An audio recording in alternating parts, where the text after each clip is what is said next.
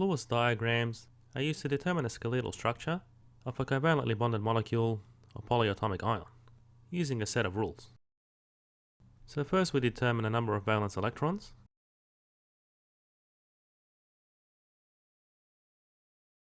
So using this example of the sulfur trifluoride cation, sulfur has 6 valence electrons and fluorine has 7.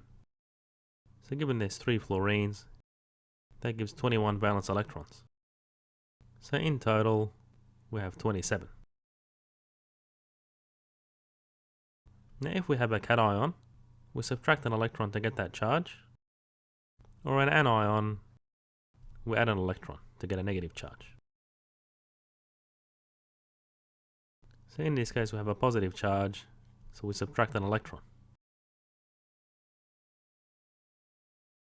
And now we sketch a geometry with the least electronegative element in the middle, and attach that to the other elements using single bonds. So in each bond, 2 valence electrons are shared, so we're left with 20 valence electrons. And now we assign the remaining valence electrons to the outer elements to get a complete octet of 8 electrons.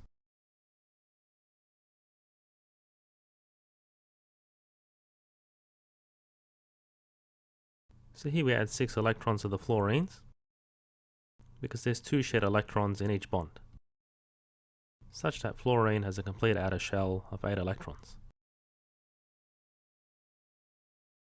And now we assign the remaining electrons to the central element to complete its octet. And given we have a positive charge, this is our final Lewis dot structure. And we'll keep adding to these rules, because where there's cases where multiple Lewis diagrams exist to represent a molecule.